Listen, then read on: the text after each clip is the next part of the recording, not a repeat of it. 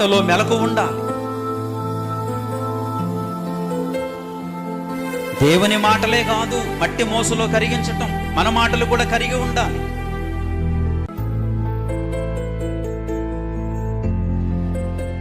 ఏ మాట కీడో, ఏ మాట మేలో, ఏ మాట శుభమో, ఏ మాట అశుభమో, ఏ మాట మాట్లాడాలో, ఈ మాట మాట్లాడితే ఏమైపోతాడో